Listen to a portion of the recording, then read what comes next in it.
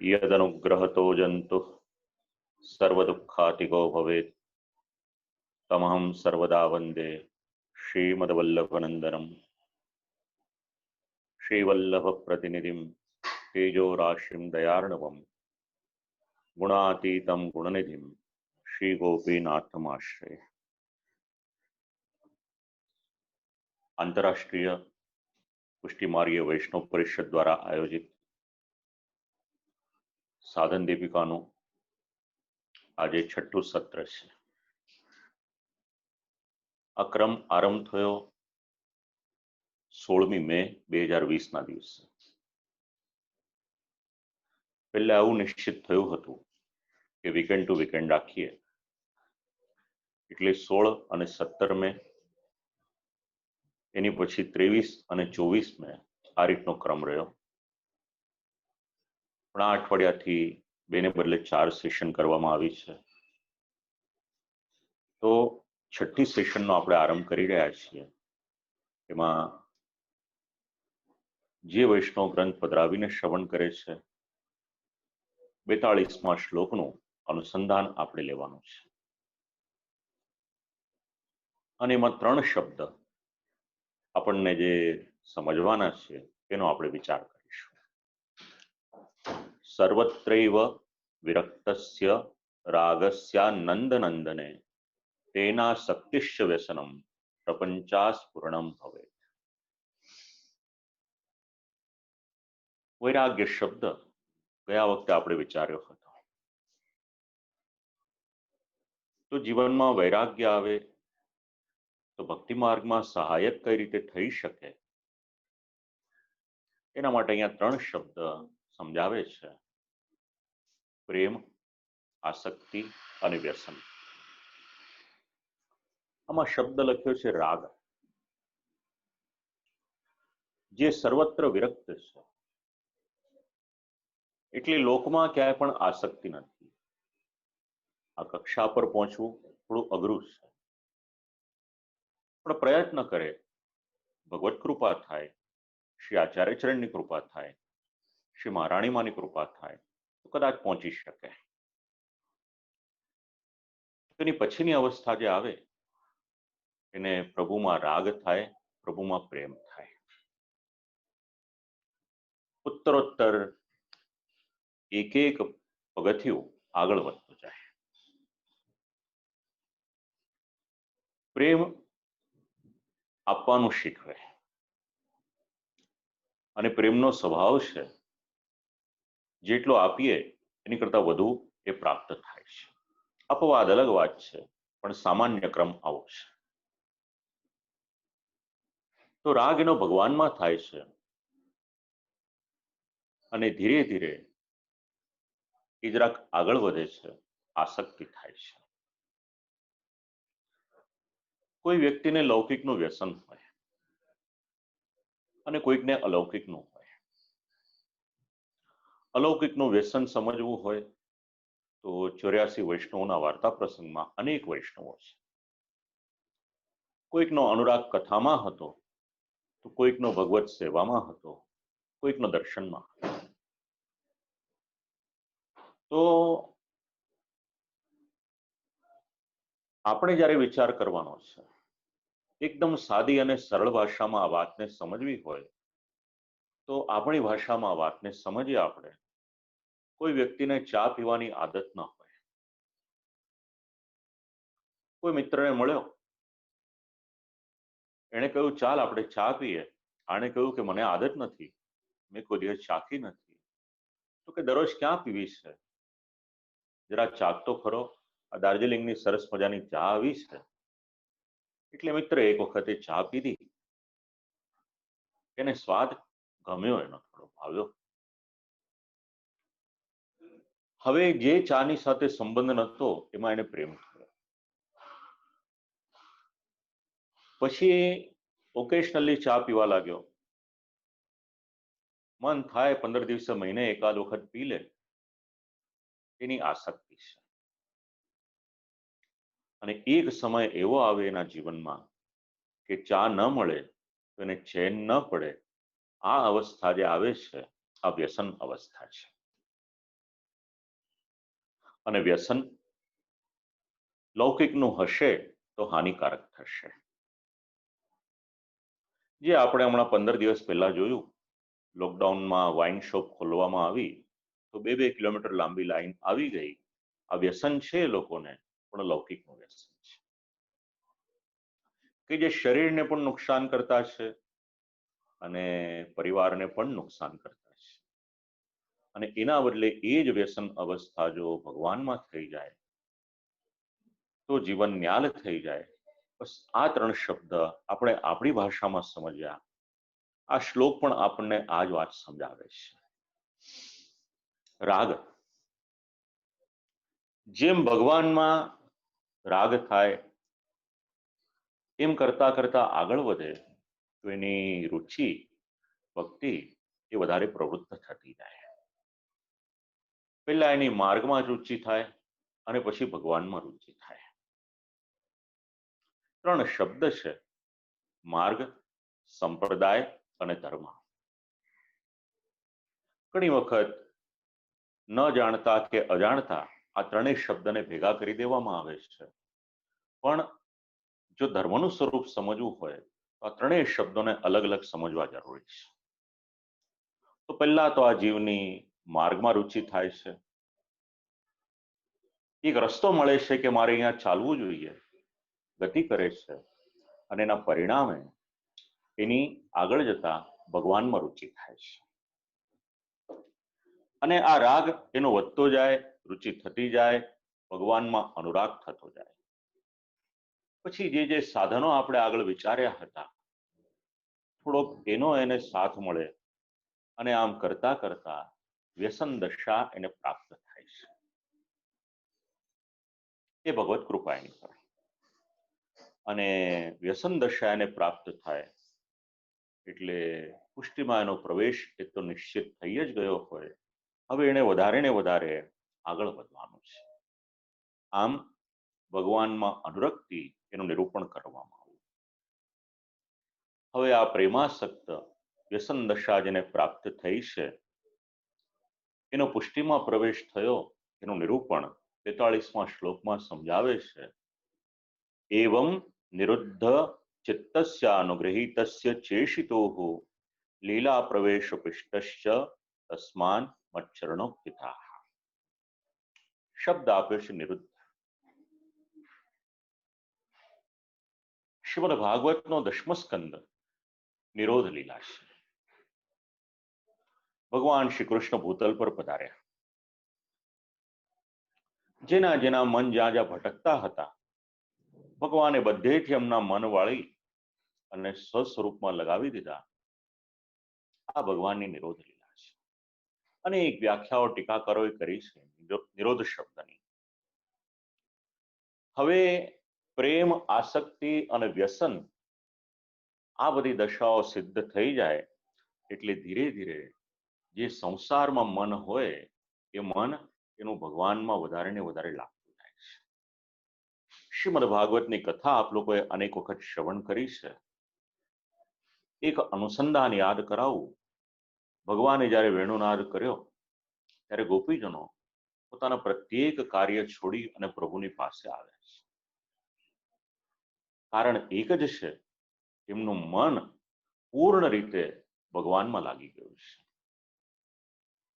અને જેનું મન ભગવાનમાં લાગે એને પછી લૌકિક કે સંસારિક વસ્તુઓ એ બહુ બાધા કરતી નથી. કારણ એમનું મન પ્રભુના શ્રીચરણમાં, ભગવાનના સ્વરૂપમાં નિરુદ્ધ પૂર્ણ રીતે લાગી ગયું છે. અને આવા જે છે અનુગ્રહિતસ્ય. ઈશનો અર્થ થાય છે ભગવાન.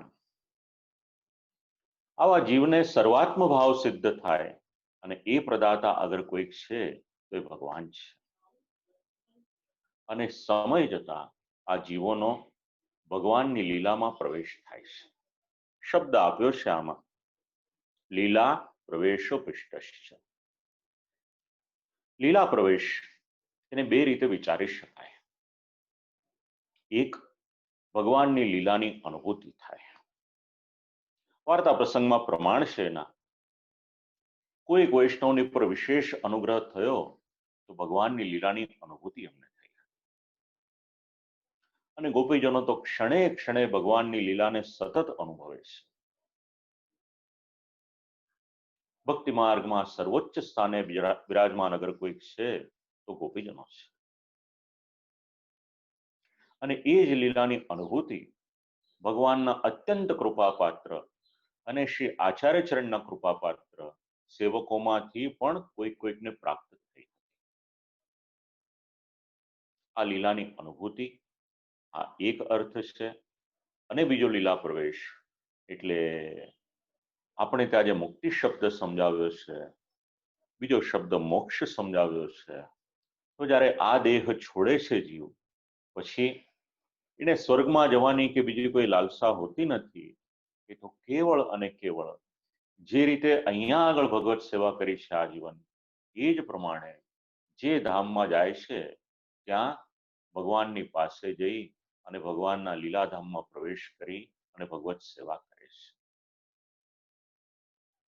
આ જ વાત શ્રી ગોપીનાથજી પ્રભુચરણ અહીંયા સમજાવે છે. અને ભક્તને જોઈએ શું? તો અપિષ્ટ, એને અભિષ્ટ એ જ છે કે ભગવાનની લીલામાં એ જીવનો અંગીકાર થાય. જે રીતે શ્રી અમનાષ્ટકમાં આપણને નૂતન દેહની પ્રાપ્તિ સમજાવે છે, એવી જ રીતે આ કલેવર બદલાય છે. પણ જ્યારે દેહ છૂટે છે ને પ્રભુનો અનુગ્રહ હોય અને જો પ્રભુ પોતાના ધામમાં આપણને અવસર આપે, ઠાકોરજીની સેવાનો ત્યાં પણ આપણને લાભ મળે છે. અને એના માટે આપણે શું કરવું પડે? તો ભગવાનનો આશ્રય કરવો પડે, ભગવાનની શરણે જવું પડે. કારણ કે ભગવાનનો સ્વભાવ છે, એક વખત જે ભગવાનની શરણાગતિ સ્વીકારે છે, ભગવાન ક્યારેય પણ એનો સાથ છોડતા નથી. 10મો સ્કંદ વાંચો. વરસાદ વરસ્યો. ગોપ લોકો, ગોપીજનો પોતાના બાળકોને લઈ અને પ્રભુની પાસે આવ્યા. નાના નાના બાળકોના મસ્તક પોતાના વસ્ત્રથી ઢાંકેલા છે, કારણ કે વરસાદ વરસી રહ્યો છે. ખૂબ તકલીફ થઈ રહી છે. જે અત્યારે આપણને ટેલિવિઝનમાં જોવા મળે છે કે મજૂર લોકોની જે દશા છે, જે વેદના છે, ગરમીને કારણે છે, પગમાં પહેરવાના ચંપલ પણ ન હોય અને કેટલાય કિલોમીટર ચાલે છે.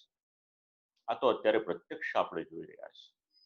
તો એ સમયે અનરાધાર વરસાદ વરસ્યો અને ભગવાનની પાસે આવ્યા. પણ વ્રજભક્તોએ જીવનમાં એક વ્રત રાખ્યું હતું કે ભગવાનની શરણાગતિ. અને એ સમયે ભગવાન એમની પર કૃપા કરે છે અને આશ્વસ્ત કરે છે. તસ્માન મત શરણમ ગોષ્ઠમ મન્નાથમ મત પરિગ્રહમ ગોપાયે સ્વાત્મયોગેન સોયમ મે વ્રત આહિતા. તમારું રક્ષણ કરવું એ તમારી જવાબદારી છે. ગોપાય, બિલકુલ ચિંતા કરશો નહીં. આપણી મુશ્કેલી ક્યાં છે? આપણી શરણાગતિ પણ અધૂરી છે અને આપણો આશ્રય પણ અધૂરો છે. માટે વારે ઘડીએ કંઈક દુઃખ આવે તો આપણી શ્રદ્ધા જરા ડગમગી જાય છે. પણ જો ભગવાનની અનંત કૃપા થાય અને શરણાગતિ અને આશ્રય જો સિદ્ધ થઈ જાય, પછી ક્યારેય પણ આ ભગવાનના માર્ગમાંથી આપણે ચ્યુત થઈશું. બસ આ જ આપણે સમજવાનું છે આ બધા શ્લોકોમાંથી. અને ભગવાન શ્રી કૃષ્ણ પોતે જ શ્રી કૃષ્ણાવતારમાં જ આવો સંદેશ આપે છે એવું નહીં. વાલ્મીકી રામાયણમાં પણ શ્રી રામચંદ્રજી આ જ સંદેશ આપે છે. સકૃદેવ પ્રપન્નાય તવાસ્મીતિ ચ યાચતે. કે જે કોઈ મારી શરણે આવે છે અને એક વખત એવું કહી દે છે તવાસ્મી, હું આપનો છું, તો અભયમ સર્વભૂતેભ્યો દદામ્યેતત વ્રતમ મમ. તો પછી એના જીવનમાં અભય એ તો હું એને આપી જ દઉં છું. અમારા જીવનનું વ્રત છે. એટલે રામાવતાર હોય કે કૃષ્ણાવતાર હોય, જે પ્રભુને શરણાગત થાય છે એને અભય આપવાનું કાર્ય અગર કોઈ કરે છે તો ભગવાન શ્રી કૃષ્ણ કરે છે, શ્રી રામચંદ્રજી પણ કરે છે. અત્યારના આપણા મનમાં અનેક પ્રકારનો ભય છે. ઘણી મુશ્કેલીનો સામનો દરેક માણસ કરી રહ્યા છે અત્યારે. સામાન્યમાં સામાન્ય માણસ હોય એની પાસે કામ નથી, મધ્યમ વર્ગીય હોય એને એની કંપનીમાંથી પગાર કપાઈ ગયા છે, એક બિઝનેસમેન હોય આખી જેની જે સાયકલ ચાલતી હોય એ પૈસાનું ચક્ર અટકી ગયું છે. આમ દરેકના મનમાં કોઈક ને કોઈક પ્રકારની ચિંતા છે. એક વ્યક્તિથી લઈ અને દેશ સુધી અને દેશથી લઈ અને વિશ્વના ઘણા બધા દેશો સુધી આ સમસ્યા અત્યારે પ્રસરેલી છે. તો તમારો ને મારો આધાર કોણ થઈ શકે?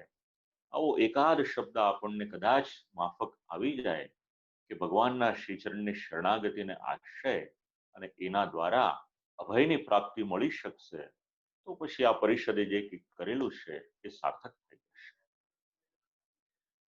આજ આપણે સમજવાનું છે કે આપણા જીવનની સાથે આપણા ધર્મગ્રંથો કઈ રીતે જોડાયેલા છે.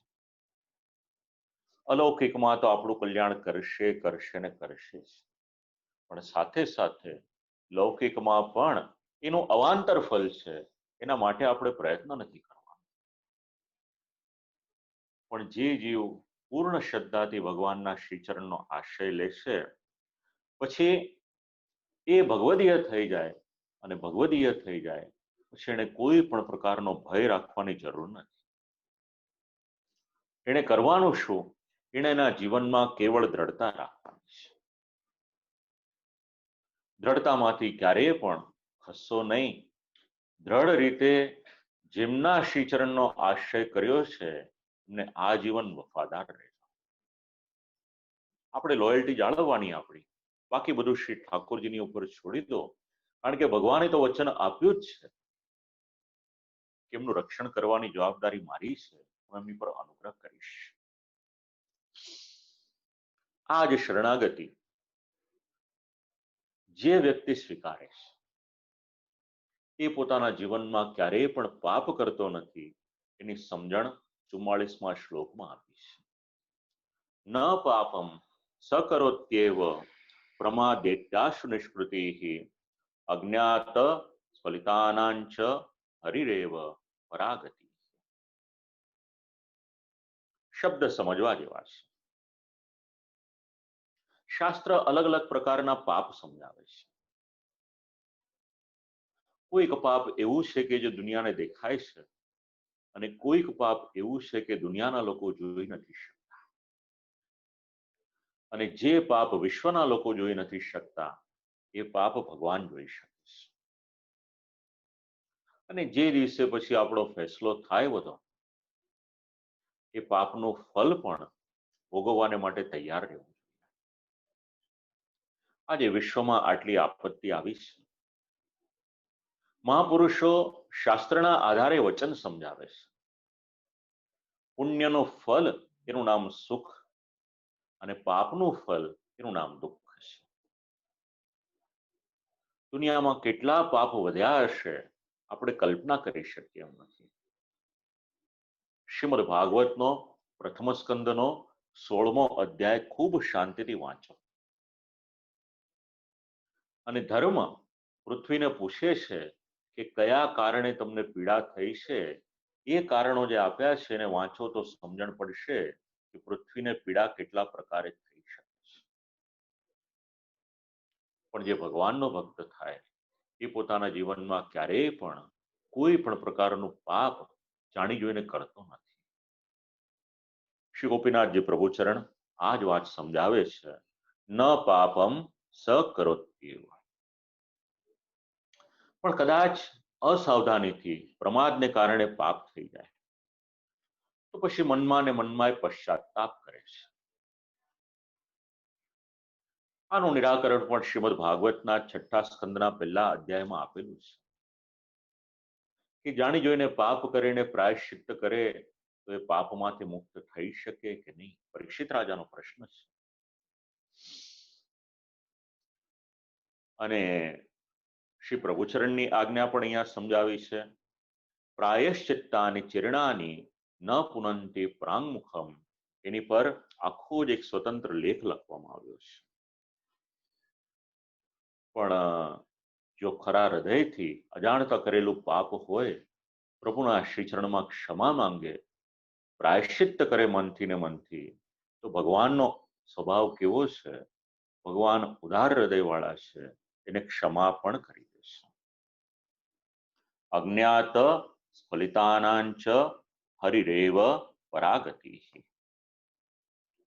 પ્રમાદમાં અસાવધાનીમાં થયો હોય તો ભગવાન એના દોષને પશ્ચાતાપ કરે તો ક્ષમા કરી દેશે, કારણ એ ભગવાનનો સ્વભાવ છે. અને ભગવાન એના દોષને દૂર પણ કરી દેશે અને પછી એને પરાગતિની પ્રાપ્તિ થાય છે. એ ભગવાનની એની પર કૃપા થાય છે, કારણ કે આપણો માર્ગ જ કૃપા માર્ગ છે. કૃપા કહીએ, અનુગ્રહ કહીએ કે પુષ્ટિ કહીએ, અર્થઘટન તો એક સમાન જ આવશે.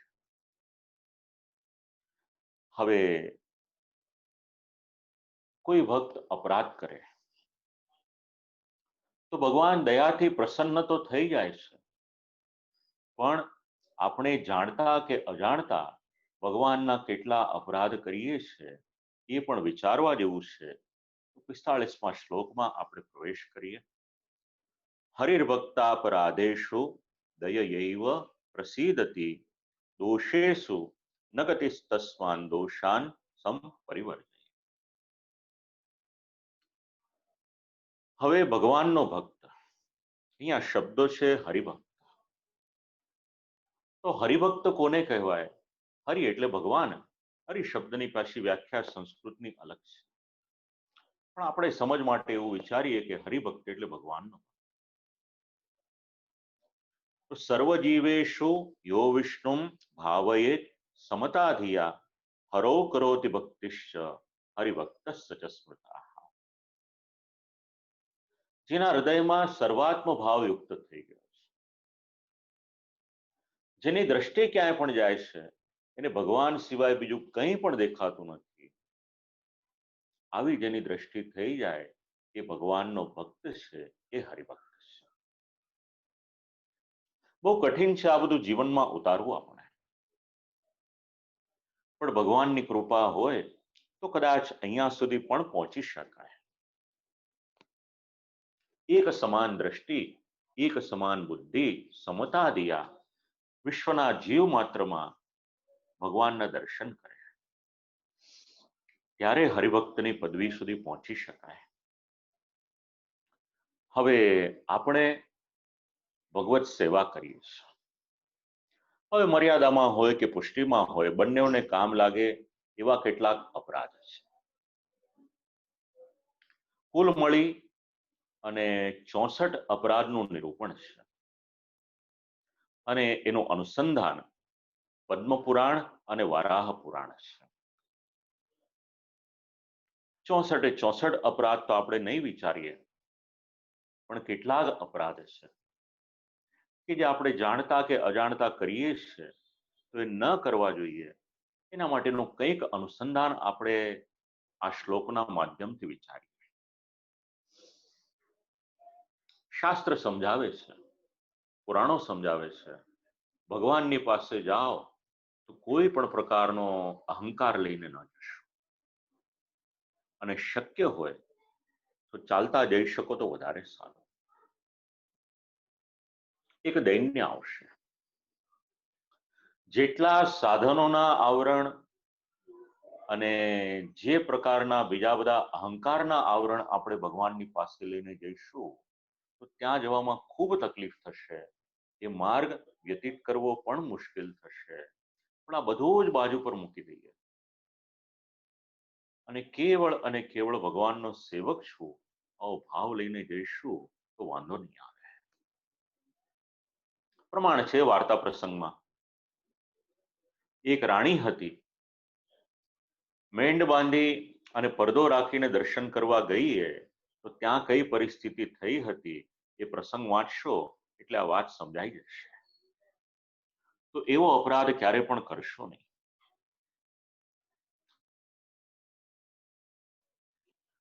આપણે ત્યાં ભગવત સેવામાં ઉત્સવની સેવાનું વિશેષ મહાત્મ્ય છે. એ સિદ્ધાંત પણ વાર્તા પ્રસંગમાંથી મળશે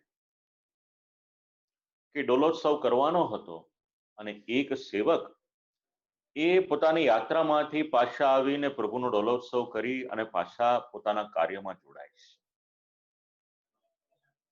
તો શક્ય હોય તો ક્યારેય પણ ઉત્સવની સેવા છોડશો નહીં.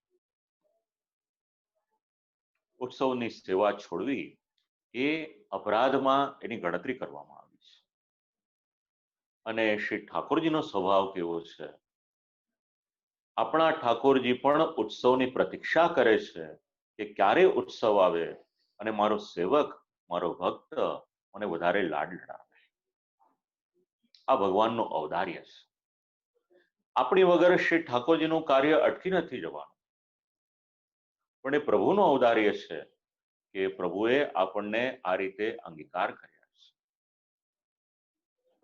તો ઉત્સવની સેવા ન કરવી એ પણ એક અપરાધ છે. ત્રીજી વાત, ક્યારેય પણ પ્રભુની સામે જાઓ તો દંડવત પ્રણામ કર્યા વગર, નમસ્કાર કર્યા વગર ત્યાંથી નીકળશો. જો વગર દંડવત કરે કે વગર પ્રણામ કરે ભગવાનના સ્થાનમાંથી નીકળીશું તો શાસ્ત્ર એવી સમજણ આપે છે કે એ પણ એક બહુ મોટો અપરાધ છે. શક્ય હોય તો સિદ્ધાંત યાદ રાખજો.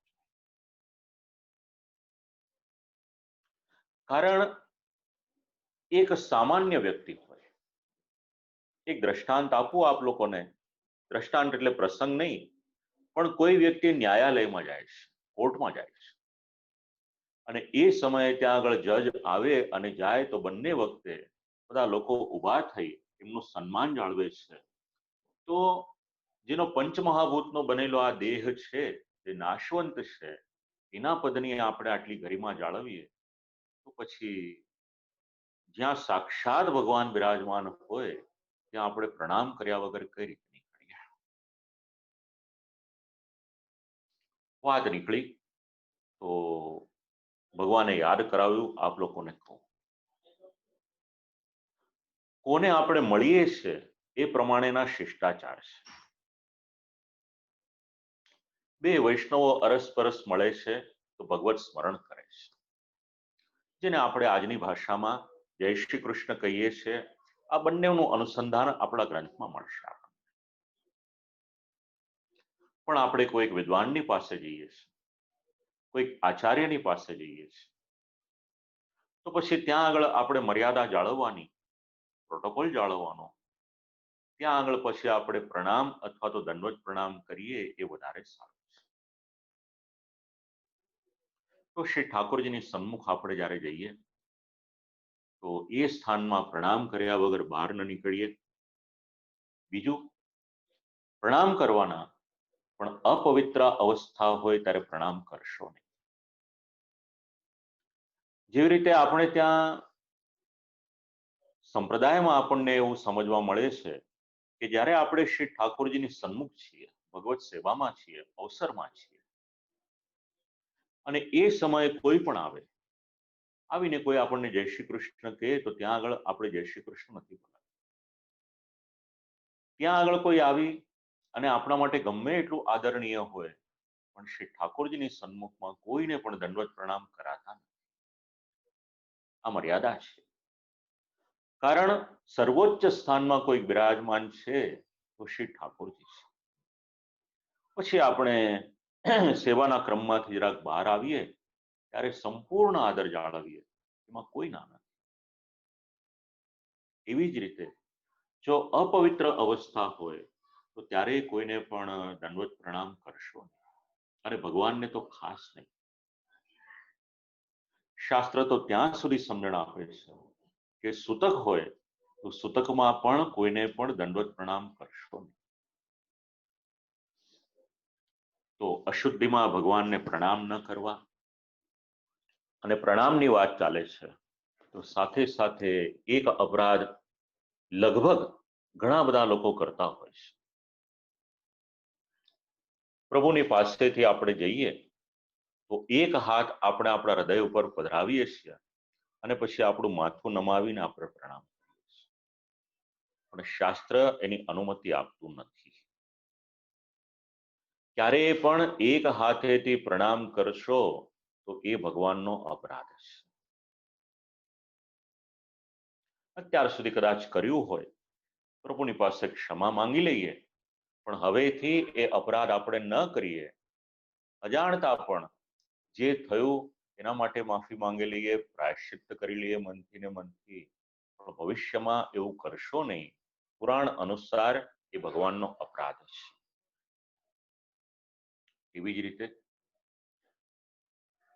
ભગવત સેવા થઈ રહી છે, અથવા તો શ્રી ઠાકોરજી બિરાજમાન છે, તો પ્રભુની સન્મુખમાં આપણાથી ભોજન ન કરાય, એ અપરાધ છે. બીજું, ભગવાનની સામે મોટે મોટેથી કોઈની સાથે વાત ન કરાય, ભગવાનની સામે ક્યારેય પણ ખોટું ન બોલાય. આ બધા અપરાધ છે. અને શક્ય હોય તો પ્રભુની સામે બીજા કોઈની પણ સાથે લૌકિક કોઈ પણ પ્રકારની વાત કરશો નહીં. શાસ્ત્ર એની અનુમતિ નથી આપતું. કોઈ બહુ મોટા માણસને મળવાને માટે આપણે જઈએ તો ત્યાંના પ્રોટોકોલ આપણે જાળવીએ છીએ. તો આપણે જ્યારે ભગવાનની સન્મુખ હોઈએ છીએ, જેમના એક એક રૂમમાં એક એક બ્રહ્માંડ છે, અનંત બ્રહ્માંડોના જે નાયક છે, એમની સન્મુખમાં જ્યારે આપણે જઈએ છીએ તો એટલીસ્ટ ભગવાનની મર્યાદા જાળવવી, પ્રોટોકોલ જાળવવા આપણા માટે જરૂરી છે. ભગવાનની સામે લડાઈ ન કરશો, ભગવાનની સામે રુદન ન કરશો, રડશો નહીં. અપરાધ છે. એવી જ રીતે કયા વસ્ત્ર પહેરવા, કયા ન પહેરવા આગળ ઉપર આવશે, એની વાત કરીશું. પણ ભગવાનની સામે કોઈની સ્તુતિ અને કોઈની નિંદા કરીએ તો એ પણ અપરાધ છે. આવી રીતે અનેક પ્રકારના અપરાધ એને સમજાવવામાં આવ્યા છે. એક અપરાધ એવો પણ છે, ભગવાનને અથવા તો કોઈ પણ દેવને પણ વાસી પુષ્પ ક્યારેય પણ ધરશો નહીં. તુલસી પત્ર માટે શ્રી શાલિગ્રામજીને સમર્પિત કરવાના હોય, તેના માટે શાસ્ત્રએ અમુક નિયમ આપ્યા છે. પણ બાકી વાસી પુષ્પ ભગવત સેવામાં કે પૂજામાં ક્યારેય પણ ઉપયોગમાં લેશો નહીં. અને જો પુષ્ટિમાં છીએ તો સેવામાં ધોતી ઉપરણો વગેરે ધારણ કરવાનો હોય તો લાલ રંગ એમાં ગ્રાહ્ય કરવામાં આવ્યો નથી. આવા ઘણા બધા અપરાધ છે. ભગવાનની સન્મુખમાં પાન ચાવવું એ પણ અપરાધ છે. આગળ ઉપર આવશે, એની ચોખવટ કરીશું આપણે. પાન ખાવું એટલે પ્રસાદી વીરી લેવી, અને પાન ચાવવું, આ બંનેમાં બહુ તફાવત છે. એવું જ ભગવાનની સામે ક્યારે પણ જઈએ તો અહંકાર કે દંભ કરશો. આ બધું ભગવાનને પ્રસન્ન નથી. આવા ઘણા બધા અપરાધો છે. આવી રીતના આ શ્લોકમાં આ બધી સમજણ આપી. અજાણતા કંઈક અપરાધ થયો હોય તો ભગવાન આપણી પર કૃપા કરશે. દોષાન સંપરિવર્જયે.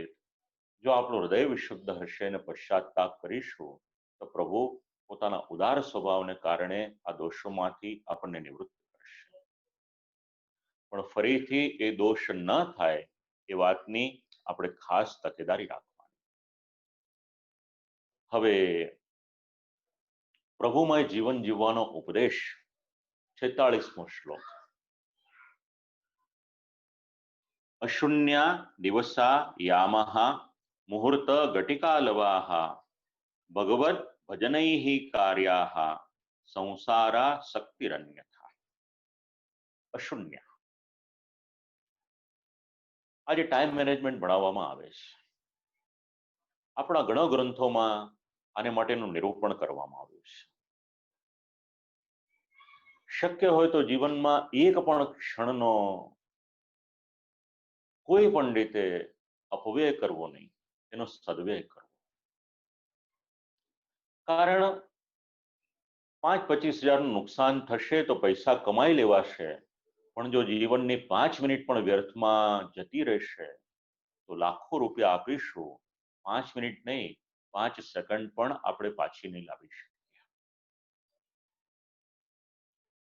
તો અશુન્યા દિવસા યામઃ. ભગવાનનો સેવક હોય એને મન ભગવાનમાં લગાવવાનું, કારણ કે જો ભગવાનમાં એનું મન નહીં લાગે અને થોડોક સમયને માટે પણ એ ભગવાનથી દૂર રહેશે તો એનામાં આસુરાવેશ આવી જશે. અને આસુરાવેશનો પ્રવેશ ન થાય એટલા માટે આ શ્લોકમાં સમયના અલગ અલગ પરિમાણ સમજાવ્યા છે. લવ, ગટિકા, મુહૂર્ત અને યામ, આ 4 શબ્દ આપ્યા છે. તો લવ એટલે શું? ભગવાને આપણી આંખ વારંવાર પટપટે એવી એમાં પાપણ મૂકેલી છે. ગોપીજનોને તો આ પણ નથી ગમતું. ગોપીજનો તો વિનંતી કરે કે પ્રભુ આપે આ સૃષ્ટિ બનાવવાનું સામર્થ્ય બ્રહ્માજીને પ્રદાન કર્યું, અને બ્રહ્માજીએ જ્યારે સૃષ્ટિ બનાવીને દેહ વગેરે બનાવ્યા તો આંખમાં જે પલકારા મૂક્યા છે અમને તો એ પણ બહુ મોટો અવરોધ લાગે છે, કારણ કે પલકારા જેટલો સમય પણ જો આપના દર્શન ન થાય તો એ પણ અમને રૂચતું નથી. વિચાર કરો કે ગોપીજનોના હૃદયના ભાવ કેવા હશે. અને ભગવાન આવા ભાવવાળાને પ્રાપ્ત થાય છે. શીખવાનું છે તમારે ને મારે કે પ્રભુની પાસે જ્યારે જઈએ છે તો ભાવ કેવો હોવો જોઈએ. તો લવ કોને કહેવાય? આપણી પાપણ 36 વખત ખોલબંધ થાય એટલો જે સમય છે એને લવ કહેવામાં આવે છે. આ ભગવાને કરેલી વ્યવસ્થા છે. આજે આપણા સંતાનો કે આપણે પોતે પણ સતત લેપટોપ અથવા તો ગેજેટ્સનો ઉપયોગ કરીએ છીએ.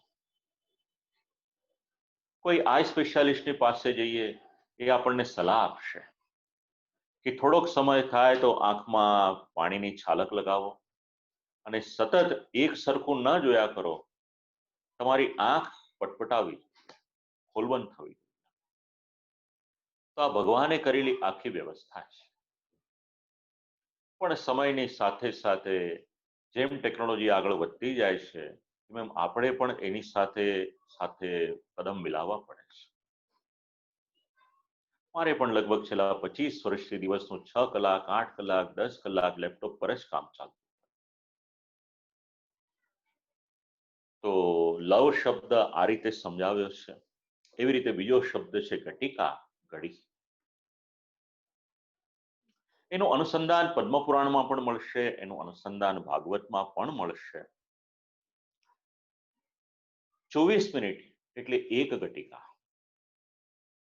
અને આવી રીતે 2 ઘડી એટલે 24 અને 48 મિનિટ થાય, એનું નામ છે મુહૂર્ત.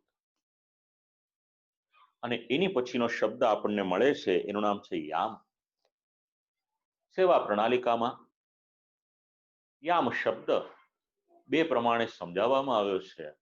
જે શબ્દ પ્રસિદ્ધ છે એનું નામ છે અષ્ટયામ. એટલે ભગવત સેવા કેવળ 1 કલાક કે 2 કલાક નથી. એક વખત ભગવાનની સાથે આપણે જોડાઈ ગયા એટલે મનથી પ્રભુની સાથે જોડાઈએ છે. એ મન દ્વારા જોડાઈએ એ અષ્ટયામ સેવા પ્રણાલિકા છે. હવે 2 સમજણ આપી છે અહીંયા આગળ. દિવસની સફળતા અને દિવસની નિષ્ફળતા. જો શાસ્ત્ર આપણા જીવનની સાથે કેટલું જોડાયેલું છે. તમારો ને મારો દિવસ સફળ ક્યારે થાય અને તમારો ને મારો દિવસ નિષ્ફળ ક્યારે થાય, અહીંયા આગળ સમજણ આપીશ. તદ્દિનમ સકલમ ધન્યમ યશસ્યમ સર્વમંગલમ શ્રી કૃષ્ણ કીર્તનમ યત્ર તત્રૈવ નાયુષો વ્યયા. જીવન સફળ ક્યારે થાય, ધન્ય ક્યારે થાય, યશપ્રદ ક્યારે થાય, જીવન મંગલમય દિવસ કયો હોઈ શકે? તો જ્યારે શ્રી કૃષ્ણ કીર્તનમ યત્ર. જો આપણે આપણી જીભ વડે ભગવાનનું નામ લઈએ તો સમજવાનું કે આપણો આજનો દિવસ સફળ થયો છે. પણ જીભનો સ્વભાવ છે. એને ભગવાનનું નામ લેવાનું ગમે છે, એની કરતા નિંદા અને કુથલી કરવાનું વધારે ગમે છે. જ્યાં સુધી જીભ કોઈની નિંદા ન કરે ત્યાં સુધી એને ચેન પડતું નથી. આ જીભનો સ્વભાવ છે. પણ શાસ્ત્ર આપણને સમજાવે છે કે કુથલી કરતા કરતા તો જીવનના જીવન વીતી ગયા, જન્મોના જન્મ વીતી ગયા. હવે ભગવાને વૈષ્ણવત્વ આપ્યું છે, તો કુથલી કરવાને બદલે ભગવાનના નામનું કીર્તન કર, તો તારું કલ્યાણ થશે. આ દિવસની સફળતા છે. અને ગોપીજનો આ જ કરતા હતા. સવાર પડે એટલે ભગવાનનું નામ લેવાની શરૂઆત કરે. ઉદ્ગાયતી નામ અરવિંદ લોચનમ વ્રજાંગના નામ દિયોમસ્પૃશત. અને ભગવાનનું નામ પણ એવી રીતના લે, એમનો શબ્દ છેક આકાશ સુધી જાય. શ્રી કૃષ્ણ કીર્તન. હવે નિષ્ફળ દિવસ કયો કે દિવસની અસફળતા કઈ?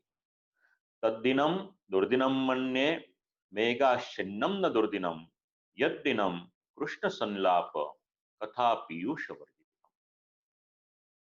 જે દિવસે આપણે ભગવાનનું નામ ન લઈએ, જે દિવસે ભગવાનના મંગલ ચરિત્ર એનું ગાન ન કરીએ અને સાથે સાથે એને શ્રવણ ન કરીએ, તો શાસ્ત્ર એવું સમજાવે છે. આ નારદ પાંચરાત્રના શ્લોકો છે. સમજાવે છે કે જો જે દિવસે ભગવાનનું નામ લીધું, આપણે વિચારવું હોય તો ભગવાનની સન્મુખ ન થયા, ભગવત સેવા ન કરી, ભગવાનના યશોગાન શ્રવણ ન કર્યા, તો સમજવાનું કે એ દિવસ આપણો વ્યર્થ ગયો છે.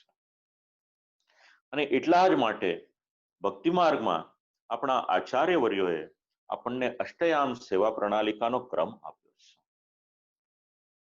અષ્ટયામ ન કરી શકો તો એક પ્રહર જેટલો પણ સમય કરી શકો, પણ શ્રી ઠાકોરજીની સન્મુખમાં અવશ્ય જાઓ.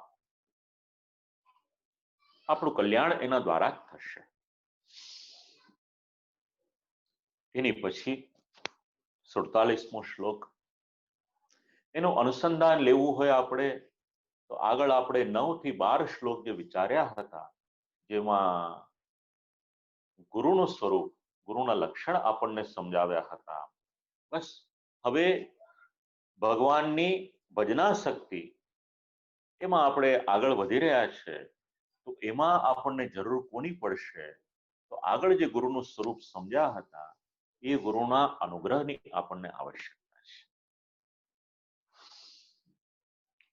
અને ગુરુ વગર આપણે જે રીતે આગળ વધવું હોય એ રીતે વધી નહીં શકીએ. એક નૌકાની વાત આગળ કરી હતી કે ગુરુ આપણને ભવસાગર પાર કઈ રીતે કરાવે છે. ગુરુજનોનો આપણી પર ખૂબ અનુગ્રહ છે. એ ઋણ આપણે ચૂકાવી શકીએ એમ નથી. ગઈકાલે અનાયાસે શ્રી વલ્લભકુલના આચાર્ય બાલક સાથે વાત થઈ, તો આપ શ્રી આજ્ઞા કરી કે સાધન દીપિકા હું પણ શ્રવણ કરું છું. મને ખ્યાલ પણ નહીં, કારણ કે મારું જે લેપટોપ છે એ તો સ્પીકર મોડ ઉપર હોય, એટલે બાકીના પાર્ટિસિપન્ટ્સના નંબર મને જાણવા હોય તો મળી શકે, પણ કોણ કોણ પાર્ટિસિપેટ કરે છે મને ખ્યાલ નહીં. જો કોઈ પણ શ્રીમદ વલ્લભકુલના આચાર્ય બાલક ઝૂમના માધ્યમ દ્વારા, ફેસબુકના માધ્યમ દ્વારા કે પછી યુટ્યુબના માધ્યમ દ્વારા જે પ્રમાણે શ્રવણ કરતા હોય, તો એ આપશ્રીની મોટાઈ છે. હું આપના શ્રી ચરણોમાં અને અન્ય બાળકોના શ્રી ચરણોમાં પણ સદૈન્ય દંડવત પ્રણામ કરું છું. કારણ કોઈ પણ પ્રકારના નામની અપેક્ષા વગર આવી રીતે શ્રવણ કરતા હો આપશ્રી, તો એ તો આપશ્રીની મોટાઈ છે, અનુગ્રહ છે અમારી પર. ગુરુની કૃપા. 47મો શ્લોક. ગુરુ સેવા, ગુરોરાજ્ઞા, ગુરો શ્રી હરિભાવના, ગુરો ભયમ, ગુરો સિદ્ધિ, પ્રપન્ન પરિભાવયે. આપણું કર્તવ્ય શું છે? ગુરુની સેવા. જે 84 વૈષ્ણવોએ કરી, જે 52 વૈષ્ણવોએ કરી, અને જે આખો જ ક્રમ આપણને પ્રાચીન કાળથી મળે છે, એ આપણું કર્તવ્ય છે. ઉપનિષદના તો વિદ્યાર્થીઓ એવા થયા કે ગુરુની આજ્ઞા હોય એ સેવા કરવાને માટે પોતાનો દેહ પણ સમર્પિત કરી દે. નાના નાના બાળકોમાં આ સંસ્કાર હતા. અવસર મળે તો અવશ્ય એ કર્તવ્ય પરિપૂર્ણ કરવું એ આપણું સૌભાગ્ય છે. પ્રપન્ન થઈ અને ભગવત સેવા તો કરીએ છે, પણ પ્રપન્ન થઈ અને ગુરુ સેવા પણ આપણે કરવી જોઈએ. ગુરુ આજ્ઞા. આપણે ત્યાં ષોડશ ગ્રંથમાં શ્રી આચાર્ય ચરણ આજ્ઞા કરે છે કે જો ભગવત સેવા કરવી હોય તો એમાં જે આચાર્ય વર્યની પાસેથી આપણને દાન મળ્યા છે, બ્રહ્મ સંબંધ મળ્યા છે, આપશ્રીની આજ્ઞા મુજબ આપણે સેવા કરવાની. ગુરુ આજ્ઞા. સંપૂર્ણ રીતે આપણે આજ્ઞાનું પરિપાલન કરી શકીએ તો ઉત્તમ. દેશ કાળ પરિસ્થિતિ અનુસાર કદાચ પૂર્ણ રીતે ન કરી શકીએ તો વિનંતી કરી લેવી. પણ કેટલીક આજ્ઞા પાળવા જેવી છે. એક શાસ્ત્રની આજ્ઞા છે. શક્ય હોય તો જીવનમાં ક્યારેય પણ શાસ્ત્રની આજ્ઞાનું ઉલ્લંઘન કરશો નહીં. બીજા આપણા મા બાપના વચન છે. આપણે બીજું તો કંઈ ના આપી શકીએ, પણ કદાચ એમના મનમાં કોઈ ઈચ્છા થઈ હોય એ આપણે પરિપૂર્ણ કરીએ તો સમજવું કે આપણું સૌભાગ્ય છે. અને એવી જ રીતે આપણા ગુરુજીની આજ્ઞા છે. શિરોધાર્ય માનીએ આપણે. ગુરૌશ્રી હરિભાવના. શ્રી ગોપીનાથજી પ્રભુચરણ આજ્ઞા કરે છે કે ગુરુમાં પણ ભગવદ ભાવ એ આપણે સ્થાપિત કરવાનો. એક સિદ્ધાંત યાદ રાખવાનો. ગુરુ કરે એ પ્રમાણે આપણાથી ન કરાય, પણ ગુરુ કહે એ પ્રમાણે આપણે કરવાનું છે. ગુરુ ભયમ ગુરુ સિદ્ધિ પ્રપન્ન પરિભાવયેત. કદાચ અનાચરાદી કોઈક અપરાધ થઈ ગયો હોય તો ગુરુ દ્વારા આપણે ભય પામીએ, પણ અપરાધની ક્ષમા પ્રાર્થના કરી. અને ગુરુનું સ્વરૂપ શું, કેવા હોવા જોઈએ? શાંતો દાંતઃ કુલીનશ્ચ વિનીતઃ શુદ્ધ વેશવાન. મહાપ્રભુજીનું જીવન ચરિત્ર યાદ કરો, શ્રી આચાર્ય ચરણનું સ્વરૂપ યાદ કરો, અને આ શ્લોકના શબ્દ છે શાંત દાંત. જેમનો પોતાના સ્વભાવ ઉપર કાબુ હોય, નિયંત્રણ હોય, એવા શાંત અને દાંત. અને સાથે સાથે ગુરુ કેવા હોવા જોઈએ કે કુલીનશ્ચ, સત્કુળમાં જન્મ હોવો જોઈએ. શ્રી આચાર્ય ચરણને માટે આપણે વિચારીએ, ઉત્તમ કુળમાં જન્મ છે, પ્રાકટ્ય છે આપશે. 100 સોમયાગ થયા અને પછી આપશી ભૂતલ પર પધાર્યા, તો વિચાર કરો, શ્રી આચાર્ય ચરણની પહેલાની 5 પેઢીનો જરા અનુસંધાન લો. કેટલા કેટલા સોમયાગ કર્યા છે એ વાંચો તો ખબર પડશે કે શ્રી આચાર્ય ચરણનું પ્રાકટ્ય એમને નથી. આ શબ્દ સમજાવે છે કુલીનશ્ચ, વિનીત, વિનયવાળા, અને શુદ્ધ વેશવાન, શુદ્ધ વસ્ત્ર ધારણ કરેલા હોય. શ્રી મહાપ્રભુજીનો જીવન ચરિત્ર અને સ્વરૂપ અને શ્લોકના એક એક શબ્દ આપણે વિચારીએ તો આપણને ખબર પડે કે આપણે ભાગ્યશાળી છીએ કે આપણને શ્રી આચાર્ય ચરણ ગુરુ તરીકે, આચાર્ય તરીકે પ્રાપ્ત થયા છે. 2 શબ્દ છે, ગુરુ અને આચાર્ય. ચાલો એની ચર્ચામાં નથી જતા, આપણે પાછો સમય વધારે જશે. હવે આપણે 48મા શ્લોકમાં પ્રવેશ કરીએ, જેમાં જેવી રીતે ગુરુનું ગૌરવ જાળવવાનું છે એવી જ રીતે ભગવદીયનું ગૌરવ પણ આપણે જાળવવાનું.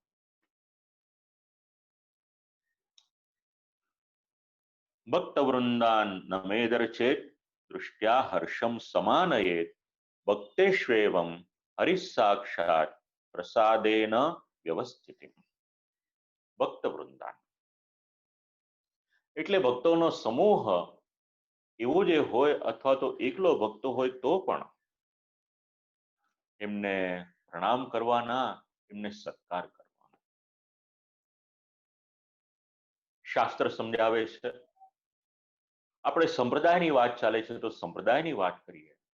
સંપ્રદાયમાં વૈષ્ણવની ખૂબ ગરિમા છે. એની સાથે સાથે એ વાક્ય પણ યાદ રાખવાનું, કેવળ બ્રહ્મ સંબંધ લઈને વૈષ્ણવત્વ નહીં પ્રાપ્ત કરવાનું. વૈષ્ણવત્વના જે ગુણો છે એ ગુણોને આપણે આપણા જીવનમાં ઉતારવાના, તો આપણે વૈષ્ણવ. બાહ્યાચાર તો થઈ ગયો, એ તો શ્રી મહાપ્રભુજીની કૃપા છે. પણ બાહ્યાચારની સાથે સાથે આપણા અંતરને આપણે જે અલંકૃત કરવાનું છે એ વૈષ્ણવના લક્ષણો વડે કરવાનું છે. આવા વૈષ્ણવ જ્યારે આપણે મળીએ, ભેટો થાય, આપણે ત્યાં આવે ત્યારે દૃષ્ટ્યા હર્ષમ સમાનયે. વ્યક્તિના મનના ભાવ ક્યાંથી ખબર પડે? બે ક્રિયા દ્વારા ખબર પડે. એક, કોઈક વ્યક્તિ હસે, કોઈને મળ્યા ને હસે સામેથી, તો હસવાનો જે ભાવ છે એ તો પ્રાકૃત હોઈ શકે. ખૂબ પ્રેમથી ભેટે પણ ખરા, પણ જુદા પડીએ એટલે નિંદા કરવાની શરૂ કરે. એટલે કેવળ હાસ્ય પર્યાપ્ત નથી. એ વ્યક્તિના ભાવ જાણવા હોય તો ક્યાંથી સમજણ પડે? અહીંયા શબ્દ લખ્યા છે દૃષ્ટ્યા, એટલે આંખ દ્વારા.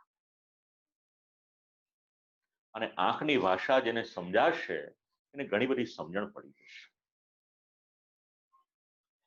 એનો હર્ષ હશે પછી એની પાસે શબ્દ નહીં હોય. એ પોતાની આંખ વડે વાત કરશે. અને આનું પ્રમાણ શ્રીમદ ભાગવત આપે છે. ભગવાન જ્યારે પ્રકટ થાય છે, ઘણા બધા ગોપીજનો ભગવાનને ઘેરી વળે છે, પણ એક ગોપી એવી હતી, દૂર જ ઊભી છે, ભગવાનની પાસે નથી જતી, અને ત્યાં આગળ ઊભી રહી પોતાની આંખ વડે શ્રી ઠાકોરજીના સ્વરૂપને પોતાના હૃદયમાં પધરાવે છે. હૃદયનો આનંદ, એની અનુભૂતિ ક્યાંથી થઈ શકે આપણને? સામેવાળાની દ્રષ્ટિ આપણે જોઈએ. આ શ્લોક આપણને સમજાવે છે દૃષ્ટ્યા હર્ષમ સમાનયે. એટલે ઉપરની પ્રસન્નતા નહીં, પણ અંતરની પ્રસન્નતા. ભક્તેષ્વેવમ હરિસાક્ષાત. ભક્ત આવે, સમજવાનું કે આ તો ભગવાનની કૃપા થઈ છે. આપણે કીર્તન સાહિત્ય તો એને ઘણી ગરિમા આપે છે. વાર્તા પ્રસંગને ઘણી ગરિમા આપે છે. અને પ્રસાદેન વ્યવસ્થિત, પોતાના હૃદયના ભાવ અભિવ્યક્ત કરવાના. સંપ્રદાયના આધાર સ્તંભમાં 3 શબ્દ આપણે અનેક વખત બોલીએ છીએ: હરિ, ગુરુ અને વૈષ્ણવ. ઘણો બધો આવી જાય છે આમાં. બસ એ જ સિદ્ધાંત આપણને આ શ્લોકમાં સમજવા મળે છે. હવે એનાથી આગળ આપણે વધીએ એટલે ભક્તિની સિદ્ધિ પ્રાપ્ત કરવી છે, આપણે ભક્તિને વધારે સિદ્ધ કરવી છે. તેના માટેના 3 સાધન છે કે જેના દ્વારા ભગવાનમાં આપણે પ્રેમ કરી શકીએ. 49 અને 50 આ 2 શ્લોકો છે. શક્ય હોય તો યાદ રાખવા જેવા છે. ભક્તિ માર્ગમાં આગળ વધવું હશે તો ઉપયોગી છે. પ્રપન્ન ભક્ત પ્રવાહમાંથી મર્યાદા ભક્તિમાં આવે, મર્યાદામાંથી પ્રેમ રૂપા પુષ્ટિમાં એનો પ્રવેશ થાય, તો એના માટે એને થોડોક પ્રયત્ન તો કરવો પડે. અને એ પ્રયત્ન કયો છે? તો આ શ્લોક: વિના ભક્ત પ્રસંગેન સદગુરો કૃપયા વિના શ્રી ભાગવત શાસ્ત્રેણ વિના ભક્તિ કથમ ભવેત વિના ગદગદ કંઠેન દ્રવતા ચેતસા વિના વિના નૃત્યેન ગાનેન હરિપ્રીતિ કથમ ભવેત. એટલે ભગવાનમાં ભક્તિ, ભગવાનમાં પ્રીતિ, એના માટેના સાધન સમજાવે છે. પહેલું સાધન વિના ભક્ત પ્રસંગેના. ભક્તનો પ્રસંગ એટલે શું? જેને આપણે સત્સંગ કહીએ છીએ. જીવનમાં સત્સંગ જરૂરી છે. શબ્દ સમજીએ કે સત્સંગ એટલે શું, તો બે રીતે એનું અર્થઘટન કરી શકાય. એક સત્પુરુષોનો સંગ, એનું નામ સત્સંગ. તો સત્પુરુષોનો સંગ કોને થયો? જે કથાઓ આપ લોકોએ શ્રવણ કરી છે એના 4-5 અનુસંધાન યાદ કરાવું છું. કથાનો પ્રસંગ નહીં લઈએ આપણે, પણ આરંભમાં શ્રીમદ ભાગવતની કથા શ્રવણ કરીએ તો સૂત મહર્ષિ અને શૌનક ઋષિ આ બંનેના સંવાદનો આરંભ થાય છે. આનું નામ છે ભક્તનો પ્રસંગ. અધિકાર ભલે જે આપ્યો છે શ્રી આચાર્ય ચરણે, હૃદયમાં ભક્તિનો કંઈક અંશ તો છે જ. એનાથી આપણે આગળ વધીએ. મધ્યમાધિકારી પ્રકરણમાં દેવર્ષિ નારદજી અને શ્રી વેદવ્યાસજી. તો દેવર્ષિ નારદજી તો ભક્તિ શાસ્ત્રના પ્રણેતા છે. અથા તો ભક્તિમ વ્યાખ્યાસ્યામઃ, આખું જ નારદ ભક્તિ સૂત્ર મળશે આપણને. અને આ બે ભગવદીય હૃદયવાળા મળ્યા, બંને ભગવદ અવતાર છે, અને એના ફલ સ્વરૂપે શ્રીમદ ભાગવત પ્રાપ્ત થયું આપણને.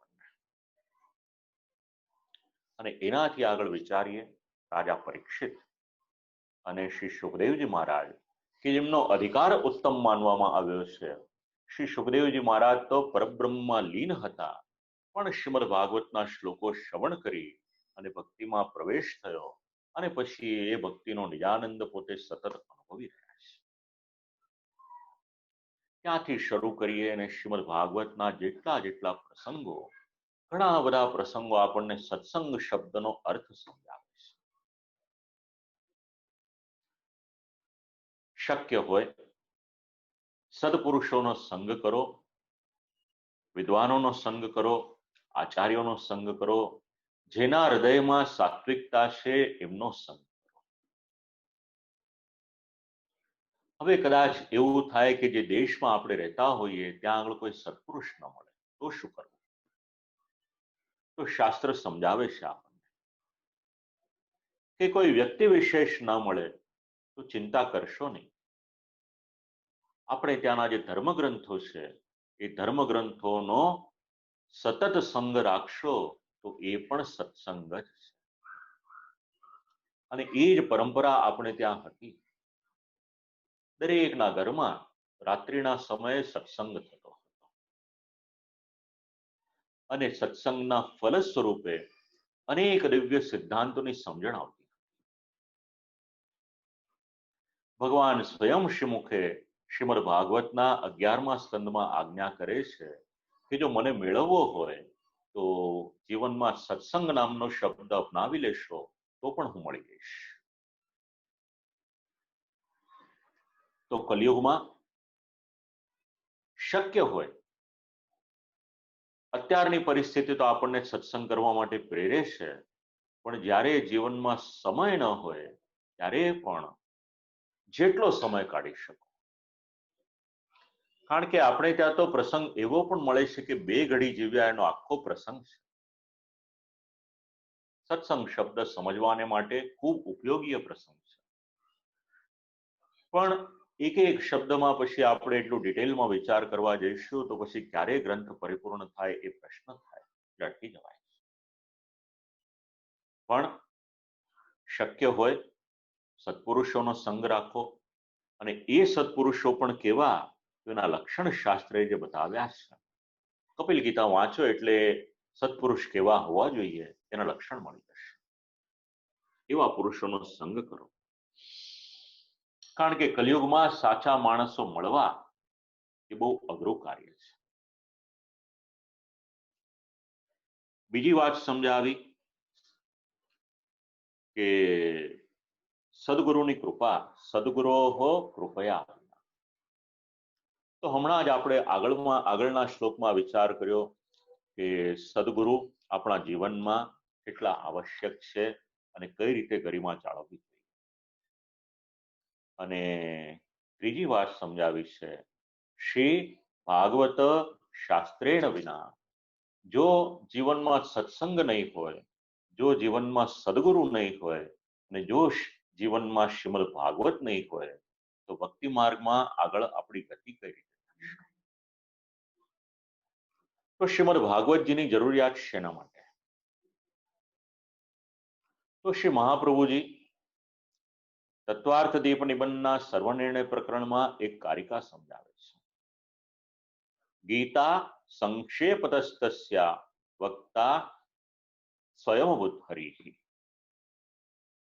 તદ વિસ્તારો ભાગવતો સર્વ નિર્ણય પૂર્વકમ વ્યાસઃ સમાધિના સર્વમાહ કૃષ્ણોક્તમાદિતા.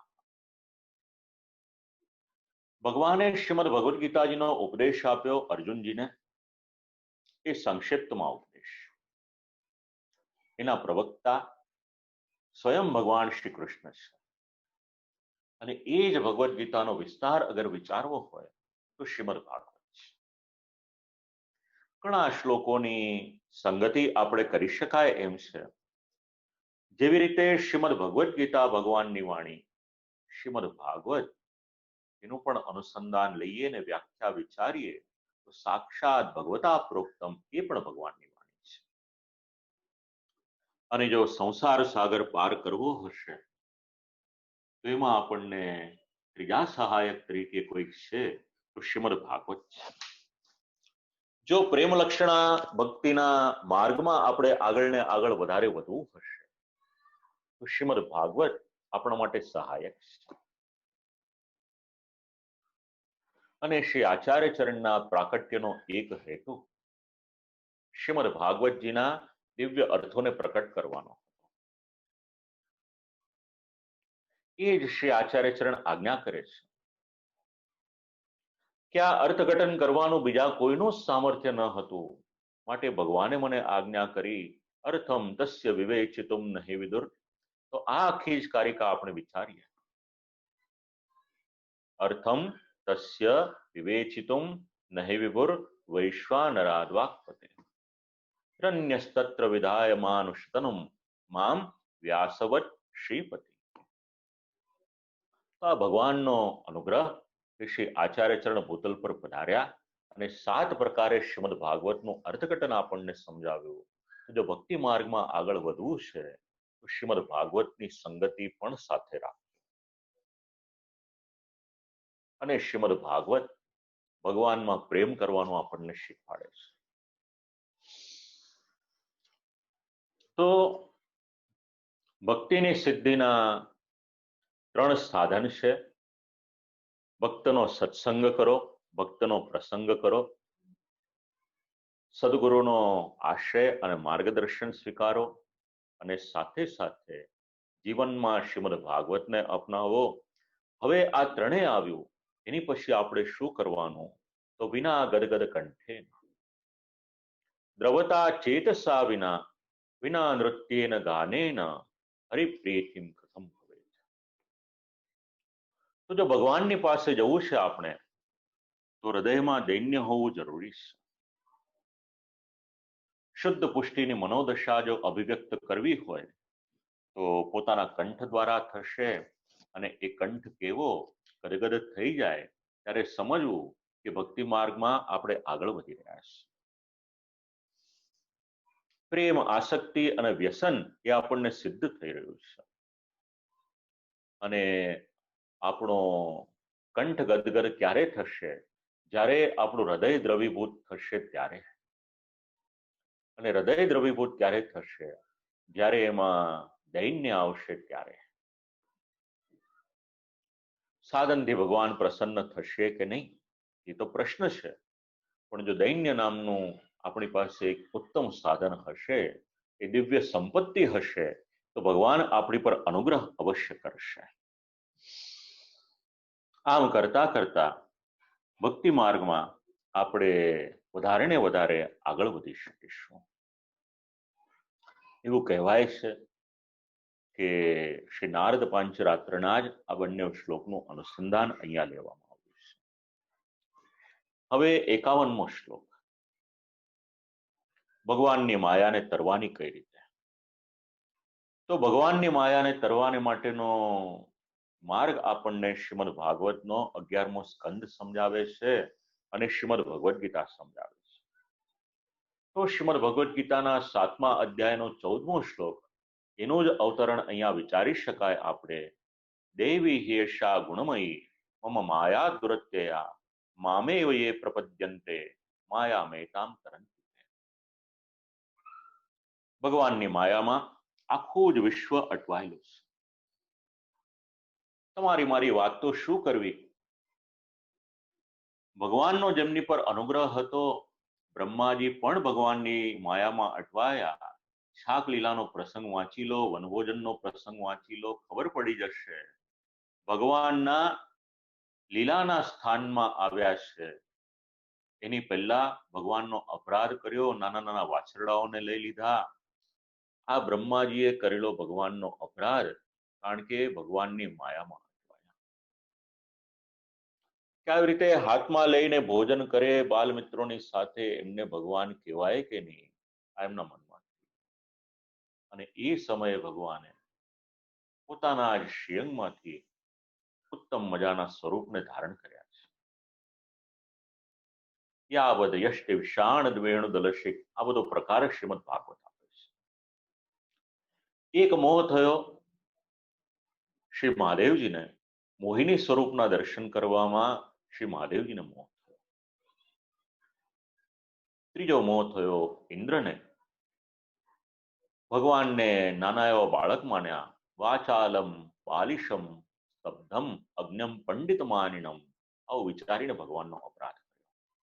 તો જો આટલા મોટા દેવતાઓ ભગવાનમાં આ બધી માયાને સમજી ન શકે, તો તમારી ને મારી ગતિ શું થઈ શકે? તો તમારે ને મારે કરવાનું શું? મામેવ યે પ્રપદ્યન્તે, ભગવાનની શરણાગતિ સ્વીકારી લેવાની. ભગવાનની શરણાગતિ આપણે સ્વીકારીશું તો ભગવાનની માયાથી કરી શકીશું. તો ભગવાને સૃષ્ટિનો જે સ્વરૂપ આપણને દેખાય છે, તો સૃષ્ટિની રચના શેને માટે કરી? તો શ્રીમદ ભાગવતનો શ્લોક અનુસંધાન આપણે લેવાનું અહીંયા 52મા શ્લોકની સાથે. ક્રીડાર્થમ અસૃજત પૂર્વમ સ્વાત્મના સ્વાત્મકમ જગત. પુષ્ટિ સૃષ્ટિનું અનુસંધાન લેવું હોય તો પણ લઈ શકાય. તત્ર કાય ભવા પુષ્ટિ લીલા સૃષ્ટિ રણુત્તમા. પ્રભુ બિરાજમાન હતા અને મનમાં વિચાર આવ્યો, એકો હમ બહુશ્યામ, મારે લીલા કરવી છે. અને લીલા કરવાને માટે ભગવાને આખી જ સૃષ્ટિની રચના કરી છે. બલિ ચરિત્રમાં સુંદર શ્લોકમાં એનું નિરૂપણ છે. ક્રીડાર્થમાત્મન ઇદમ ત્રિજગત્કૃતમ તે, જેનું અનુસંધાન ષોડશ ગ્રંથના ટીકાકારો અનેક જગ્યાએ લે છે. આપણે કોઈ કાર્ય કરીએ તો આપણને પરિશ્રમ થાય, પણ ભગવાન જ્યારે ક્રીડા કરે છે તો પ્રભુને કોઈ પણ પ્રકારનો પરિશ્રમ નથી. પ્રભુના મનમાં એકદમ આનંદ હોય છે.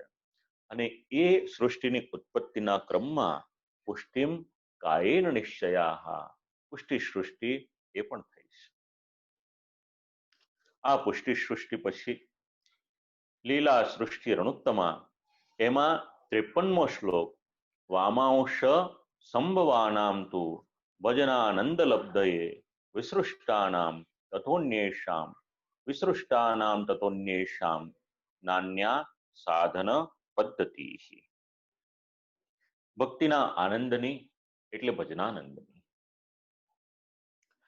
પ્રાપ્તિ માટે પ્રભુના વામ એટલે ડાબા શ્યંગમાંથી જેઓ ઉત્પન્ન થયેલા છે અને તેમાંથી બહાર નીકળેલા જે બીજાઓ છે, હવે પ્રભુને પ્રાપ્ત કરવા હોય તેના માટેની બીજી કોઈ સાધન પદ્ધતિ નહીં, નાન્યા સાધન પદ્ધતિ. લીલા સૃષ્ટિ ઉત્પન્ન થઈ એ તો મુખ્ય અધિકારી ગણ્યા, પણ મર્યાદા એમાં જે જીવો ઉત્પન્ન થયા છે, તો એમણે પણ ભગવાનને પ્રાપ્ત કરવા હોય અને ઉચ્ચ પદ સુધી પહોંચવું હોય તો પૂર્વોક્ત સેવાનો જે પ્રકાર બતાવ્યો એ સાધનને અપનાવે તો ભગવાનના સ્થાનને પ્રાપ્ત કરી શકે, સ્થાનને એટલે પ્રભુના લોકમાં જઈ શકે, આવી એક સમજણ આ શ્લોક દ્વારા મળે છે. આમ શબ્દના ઘણા બધા અર્થઘટન કરવામાં આવ્યા છે. પછી એ શાસ્ત્રની ચર્ચા છે, એમાં દરેકની ગતિ થાય કે ન થાય, શ્રીમદ ભાગવતના શ્લોકોનું પણ અનુસંધાન છે. પણ કહેવાનું તાત્પર્ય એટલું જ છે કે દરેકને જેમણે ભજનાનંદની સિદ્ધિ કરવી છે એમના માટે બીજા કોઈ પણ પ્રકારના સાધન નથી. જે સાધન આમાં સમજાવવામાં આવ્યા છે એનું અનુસંધાન લેવું જોઈએ. હવે એમના સ્વરૂપનું નિરૂપણ કેવું? ભજનાનંદના અધિકારીઓના સ્વરૂપને સમજાવ્યા. 54મા શ્લોકમાં યસ્યાય મનુગૃહ્ણાતિ ભગવાન આત્મભાવિતાઃ સજહાતિ મતિમ લોકે વેદે ચ પરિનિષ્ઠિતામ. પુરંજન ચરિત્રનો શ્લોક, ચોથા સ્કંદનો 29મો અધ્યાયનો શ્લોક. એક શબ્દ યસ્યા અને યદા આ બેનો પાઠભેદ એના દ્વારા આ શ્લોકને અહીંયા આગળ પૂર્ણ રીતે સ્વીકારવામાં આવ્યો. જેની પર પ્રભુ અનુગ્રહ કરે પછી એને બીજે ક્યાંય પણ લોકમાં વેદમાં જે બુદ્ધિ હોય એ બધી નીકળી અને પ્રભુના શ્રીચરણોમાં એ બુદ્ધિને સમર્પિત કરી દે અને ધીરે ધીરે એના હૃદયમાં ભગવત સ્વરૂપનો આવિર્ભાવ થાય છે. હૃદયમાં જ્યારે એને આવિર્ભાવ થાય છે ત્યારે એની અનુભૂતિ કરે છે. સક્તાહ કર્મણ્ય વિદ્વાંસો યથા કુર્વંતિ ભારત. એ આખો પ્રકાર સમજાવ્યો. નિષ્કામ ભાવ એને સિદ્ધ થઈ ગયો હોય અને પછી 55મા શ્લોકમાં એની કાર્ય પ્રણાલિકા શું છે એ સમજાવી છે. અનુગ્રહો નિયોજ્યોતઃ સંગ્રહ શ્રુતિ સંમતે મહતામ સમયોમાનમ મહાનતોત્ર હરિપ્રિયા. પછી મહાનુભાવોની સાથે એને આગળ વધવાને માટેની એક દિશા મળે છે. મહતામ સમયો માનમ. ભગવાનનો અનુગ્રહ તો એને પ્રાપ્ત થયો છે. અનુગ્રહો નિયોજ્યોતઃ. અને અનુગ્રહને કારણે યમવેશ વૃણુતે તેન લભ્યા, એને પ્રાપ્ત થઈ ગયું. હવે આગળ વધવાને માટે મહાપુરુષોનો આશ્રય, એમનું માર્ગદર્શન કામ લાગે છે. અને મહાપુરુષોના જીવનના અનુભવ, એમના ગ્રંથો, એનો આધાર, એના દ્વારા ધીરે ધીરે એ આગળ વધતો જાય છે. આજની ભાષામાં જેને આપણે ટોર્ચ બેરિયર કહી શકાય, એ માર્ગ સમજાવવાનું કાર્ય અગર કોઈ કરે છે તો મહતામ સમયોમાનમ આ શબ્દો સમજાવે છે. અને એના માટેના સાધન 56મા શ્લોકમાં સમજાવ્યા. અતસ્તદનુરોધેન રતિરાસો યથા ભવે તદર્થમ વર્ણમ કાર્યમ શ્રી ગોપાલ મહામનો. ગોપાલ મહામંત્ર એનો જપ કરે, અનુષ્ઠાન કરે, પણ કોઈ પણ પ્રકારના સકામ વિધિને માટે શ્રી આચાર્ય ચરણ આજ્ઞા ન આપે. નિષ્કામ ભાવથી માર્ગમાં આગળ વધવાને માટે એ જપ એ અત્યંત ઉપયોગી છે.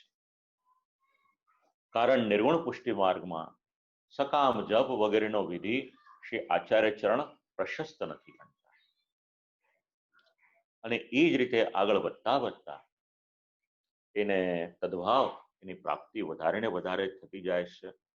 નાયમાત્મા પ્રવચનૈર્ન ધિયાન બહુશ્રુતૈઃ લભતે વર્ણમ હિત્વા વૃતમ સવૃણુતે શ્રુતે. ભગવાનને મેળવવાને માટે જે ઉપનિષદનો મત છે એનો જ કંઈક અનુસંધાન અહીંયા આગળ લીધું છે. નાયમાત્મા પ્રવચનેન લભ્ય મેધયાન બહુના શ્રુતેન. તો આ બધી સમજણ આપી. આજનો સમય થઈ ગયો છે. આજે આપણે અહીંયા આગળ વિરામ લઈશું. આવતીકાલે આરંભ કરીશું 58મો શ્લોક. 3 શ્લોક ગદ્ય મંત્રનું અનુસંધાન આપણને યાદ કરાવશે. ત્યાંથી અનુસંધાન લઈ અને પછી ધીરે ધીરે સેવાનો જે ક્રમ છે એમાં આવતીકાલથી આપણો પ્રવેશ થશે. સેવાને માટેના જે આચાર વિચાર છે એની વધારે સમજણ આપણને આ ગ્રંથમાંથી મળશે. તો પુનઃ એક વખત આજની વાણીને પૂર્ણ પુરુષોત્તમ શ્રી ઠાકોરજીના યુગલ શ્રી ચરણોમાં એવં શ્રી ગોપીનાથજી પ્રભુચરણના યુગલ શ્રી ચરણોમાં સમર્પિત કરી અને આજના સત્રને આપણે અહીંયા વિરામ આપીએ છીએ. શ્રીમદ વલ્લભકુલના આચાર્ય બાળકોને સદૈન્ય દંડવત પ્રણામ અને આપ સર્વ ભગવદીય વૈષ્ણવોને ભગવત સ્મરણ કરી અને અત્યારે વિરમું છું. અસ્તુ.